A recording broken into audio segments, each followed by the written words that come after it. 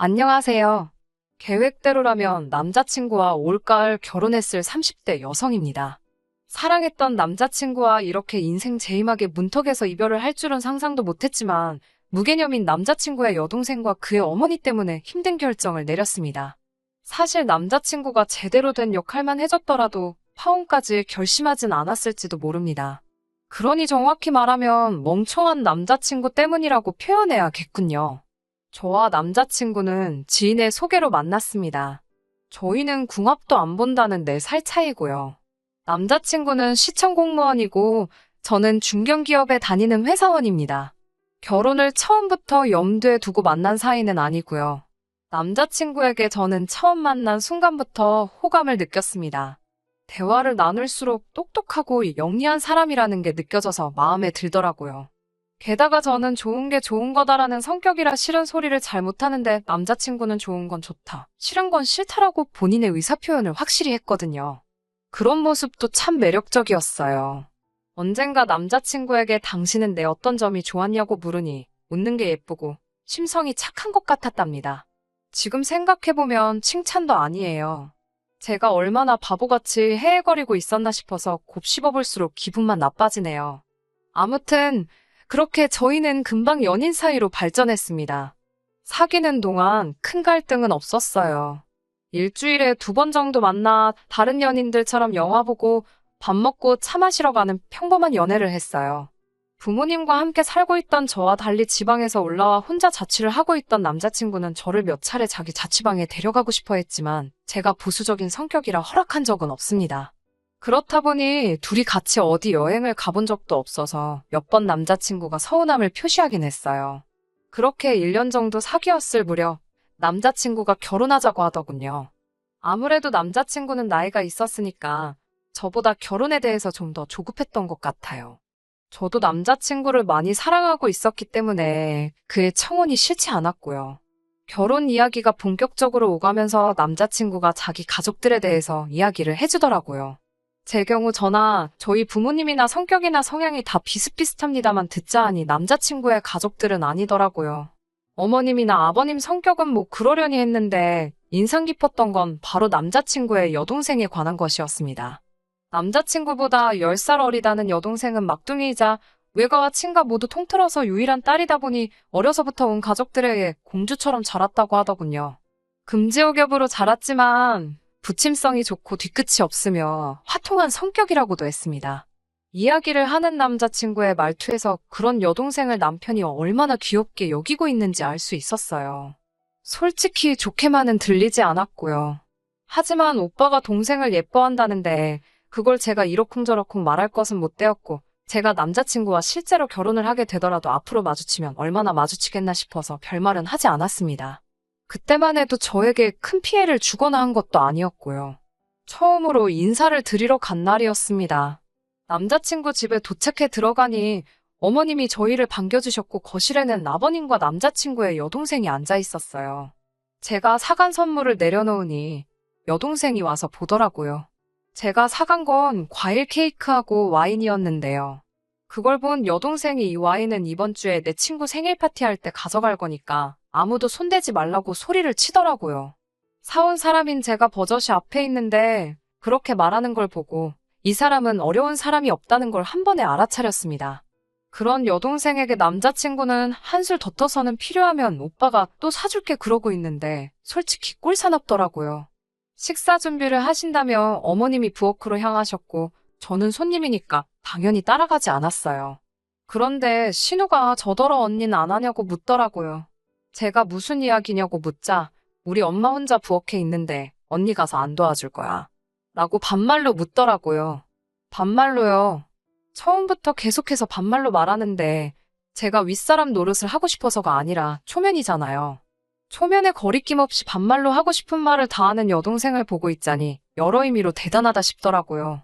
그렇다고 제가 같이 반말을 할 수는 없는 노릇이었으니 아가씨가 도와드리면 되지 않나요?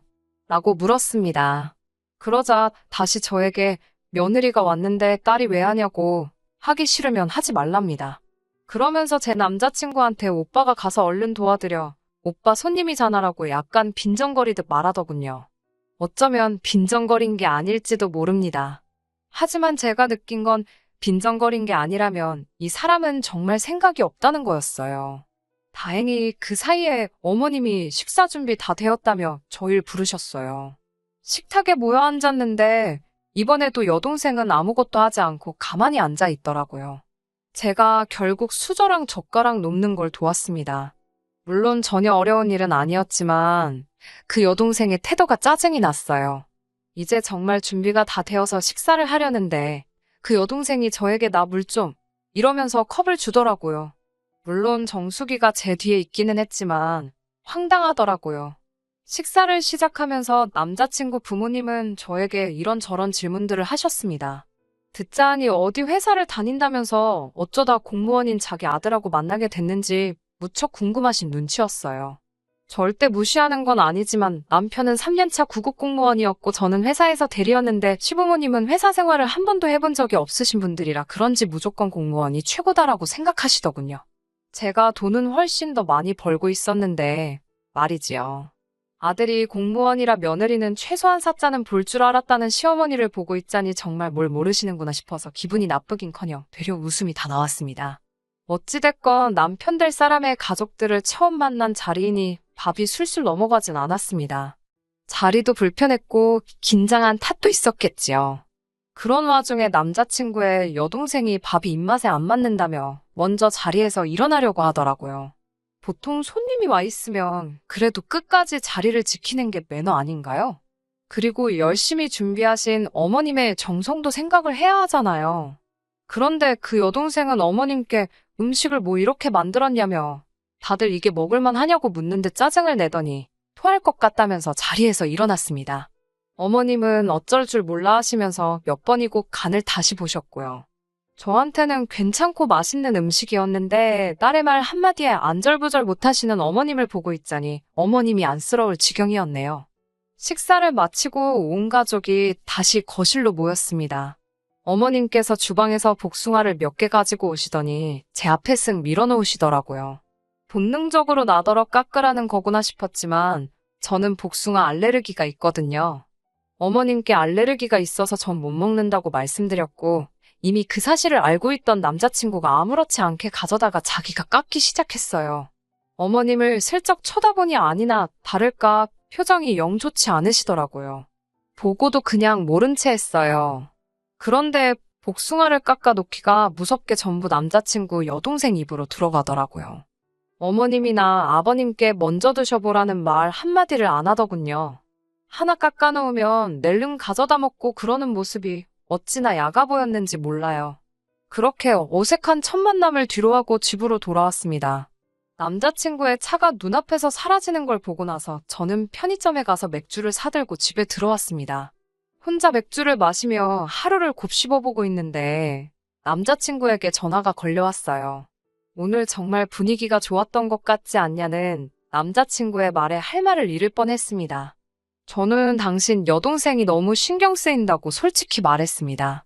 초면부터 반말에 예의도 없고 당신 집안에서는 얼마나 귀한 딸이라 그렇게 마음대로 행동하는지 몰라도 내 입장에서는 나를 무시하는 걸로 느껴졌다고요. 그러자 남자친구는 워낙에 동생이 어리고 철이 없어서 그런 거라며 막상 결혼하면 우리는 서울에서 따로 살거니까 너무 신경 쓰지 않아도 된답니다. 1년에 보면 몇 번이나 보겠냐면서 그냥 그러려니 하고 넘기라더군요. 우리 둘만 잘 살면 되는 거 아니냐면서요. 그 일이 있고 얼마 지나지 않아 상견례를 하게 되었습니다. 상견례 장소는 남자친구의 부모님이 이동수단이 없었기에 저희가 내려가는 쪽으로 이야기가 되었습니다. 사실 저희 부모님이나 저나 남자친구 총 상견례 참석 인원 6명 중 4명이 서울에 사는데 서울에서 2시간이나 떨어진 곳까지 4사람이 이동해야 한다는 게 논리적으로 맞다고 생각했지만 저희 부모님께서 괜찮다고 이참에 외곽으로 맛있는 밥 한 끼 먹으러 간다고 생각하자 하셨습니다. 상견례는 아무래도 양가 어른들이 혼사에 대해서 이야기하는 자리라고 생각했기 때문에 남자친구의 여동생은 부르지 않기로 했었어요. 솔직히 말하면 저번에 제가 받은 첫인상이 좋지 않았던 것도 한몫했고요. 남자친구도 제 의견을 존중한다 했으니 그 부분에 있어선 조금의 걱정이나 의심이 없었습니다. 하지만 정작 상견례 장소에 도착하니 남자친구의 여동생이 버젓이 한 자리 차지하고 앉아있더라고요. 어이가 없어서 남자친구를 쳐다보니 남자친구가 너는 여기 왜 나왔냐고 한 소리 하긴 하더라고요. 그러자 한다는 소리가 집에 있어봤자 심심하니까 따라 나왔다는 거예요. 옆에서 어머님도 하신다는 말이 집에 딱히 먹을 것도 없고 나와서 한 끼 맛있게 먹으라고 데리고 오셨답니다. 음식이 하나씩 나올 때마다 남자친구의 여동생은 전체 테이블 샷을 찍어야 한다며 모든 사람들을 멈추게 했습니다. 그리곤 음식 사진 한 장, 전체 테이블 사진 한 장 이렇게 찍어대더라고요. 황당했지만 저희 부모님이 요즘 애들이 다 그런 것 같다면서 최대한 협조를 해주고 계셨어요. 저로선 진짜 황당했지요. 그러다가 남자친구 여동생이 잠시 화장실을 간다고 자리를 비웠고 그 사이에 메인 메뉴가 나왔습니다. 사진가가 자리를 비웠고 사진을 찍은 뒤 식사를 하는 것에 익숙하지 않으셨던 어른들은 아무 의심 없이 한술 뜨셨습니다. 그때 화장실에서 돌아온 남자친구의 여동생이 소리를 지르더니 사진도 안 찍었는데 왜 식사를 하냐면서 어른들한테 무안을 주더라고요. 누가 봐도 정말 싸가지가 없는 행동이잖아요. 남자친구가 적당히 하라고 한마디 하니까 어떻게 오빠가 자기한테 말을 그렇게 하냐면서 냅다 울어버리더군요. 그러자 어머님은 넌 왜 말을 그렇게 하냐면서 먼저 밥 먹어서 미안하다고 사과를 하고 계신 거예요. 아버님은 저희 부모님한테 한다는 소리가 당신 딸이 마음이 여려서 그렇답니다. 진지하고 엄숙한 분위기에서 상견례가 이루어지길 바랬는데 이건 뭐 개판 5분 전이었어요. 저야말로 울고 싶은 심정이었습니다. 저희 부모님께서 신혼집을 비롯한 혼수나 예물 등은 어떻게 하는 게 좋을지 물어보셨습니다. 저와 남자친구는 사실 이미 어느 정도 이야기가 되어 있는 상황이었고 저희 부모님도 그 내용을 대강 파악하고 계셨지만 그래도 확실히 해두는 편이 좋으니 먼저 말씀을 꺼내신 거였어요. 그러자 시어머니께선 공무원이면 연금이 얼마나 짱짱한지 아시냐면서 요즘에 공무원 배우자가 인기가 최고라는데 들어본 적 없으시냐고 그놈의 공무원 타령을 몇 번이고 하시더라고요. 듣다 못한 저희 어머니가 공무원도 살 집은 있어야 하지 않겠냐고 물으셨고 그제서야 어머님께서는 아들이 일단 자취를 하고 있으니 그 자취방 보증금을 빼면 어느 정도 돈이 될 거라 하시더군요. 제가 알기론 그 보증금은 남자친구가 벌어서 모은 돈이지 시부모님한테 받은 돈이 아닌데 그렇게 말씀하시니 순간 당황스러웠습니다. 와중에 저희 어머니께서 다시 한번 그래서 정확히 얼마를 도와주실 수 있냐고 단도직입적으로 물으셨어요. 그때 난처해하는 어머님 옆에서 남자친구의 여동생이 자기가 유학을 가야 돼서 오빠한테 줄 돈이 없답니다. 지 오빠한테 한다는 소리가 장가가고 싶으면 오빠 능력으로 가래요. 자기 목 탐내지 말고요. 어머님과 아버님도 자기 딸은 아직 어려서 당신들이 도와줘야 한다며 애둘러서 거절 의사를 표현하시더군요. 처음부터 큰 기대도 없었기에 전 그다지 실망하지 않았지만 면전에서 거절을 당하신 저희 부모님은 마음이 무척 상하신 눈치였어요. 그렇다 보니 그 이후로는 제대로 된 이야기가 오가지 못했습니다. 식사를 하는데 밥이 코로 들어가는지 목으로 넘어가는지 알 수도 없었습니다. 그렇게 상견례 자리가 끝나고 슬슬 자리에서 일어나려고 하는데 남자친구한테 전화가 걸려왔어요. 주차장인데 차 좀 빼달라고 하더라고요. 남자친구가 먼저 자리에서 일어났고 저희 부모님도 자리에서 일어나고 계셨습니다. 그런데 갑자기 어머님과 아버님께서 저희 부모님께 맛있게 잘 먹었다고 인사를 하시곤 남자친구의 뒤를 따라 나가시는 거예요. 순간 벙찌더라고요.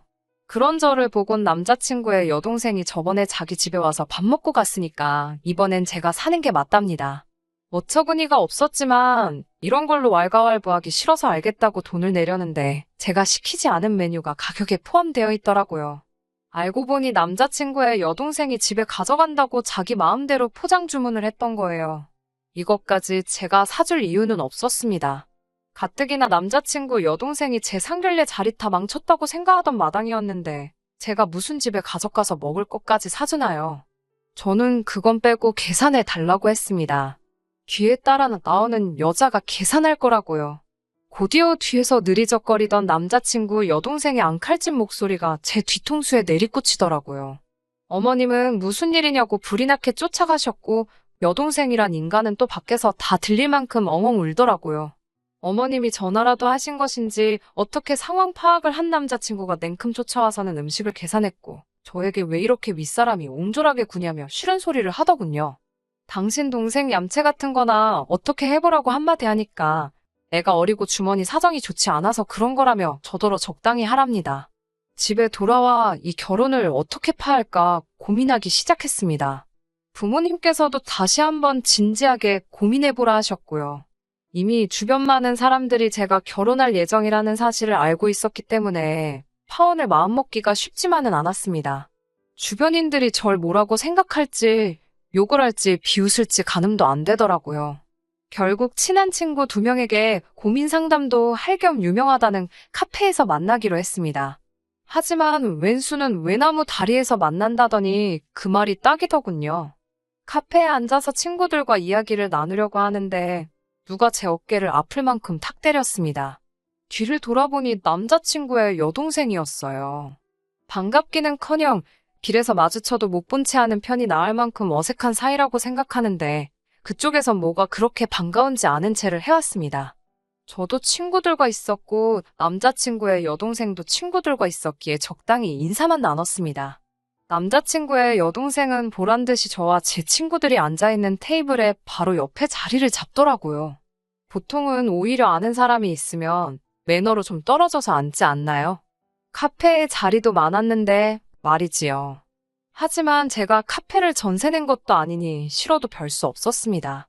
저는 모처럼 만난 친구들과의 시간을 망치고 싶지 않아서 최대한 남자친구 여동생에겐 신경을 끄려고 했습니다. 그런데 여동생은 계속해서 저희 테이블을 기웃거리면서 커피도 비싼 것만 마신다는 둥, 메뉴도 왜 3사람인데 뭐하러 4개를 시켰냐는 둥, 쓰잘데기 없는 소리를 하면서 간섭을 하더라고요. 그러더니 급기야 언니 벌면 얼마나 번다고 이런 사치를 부리냐며 아껴 살랍니다. 그리고 상견례 날 자기 너무 황당했다면서 어머님이 저한테 많이 실망하셨다는 그런 이야기를 하는 거예요. 결국 들어주다 못한 제가 한마디 했습니다. 지금 아가씨 때문에 계속 저랑 제 친구들의 대화가 끊어지는 거 모르겠냐고. 가족 얘기는 나중에 둘이 있을 때에도 늦지 않을 것 같다고요. 지금은 저는 친구들하고 시간을 보내러 온 거고 아가씨도 아가씨대로 볼 일이 있을 테니 볼일 잘 보고 집에 가라고 했습니다. 남자친구의 여동생도 그제서야 좀 민망했는지 얼굴이 울그락불그락 하더라고요. 자기 딴에는 나름 시누이 노릇이라도 하고 싶었던 모양입니다. 가까스로 여동생을 무시하고 다시 친구들과의 대화에 집중하려고 하는데 이번엔 남자친구 여동생이 저와 제 친구들을 힐끗거리며 수군거리기 시작했습니다. 본능적으로 저희 얘기를 한다는 걸 알 수 있었어요. 저희 한번 쳐다보고 실실 웃으며 귓속말하고 그러니 얼마나 신경이 쓰이던지요. 결국 화를 참지 못한 제가 신우한테 야 너 나 좀 보자고 잠깐 따라 나오라고 했어요. 그러자 신우가 저를 쳐다보면서 자기한테 하는 말이냐고 다시 되묻더라고요. 그래서 제가 그럼 너 말이지 내가 너 친구들한테 볼 일이 있겠냐고 쏴붙였습니다.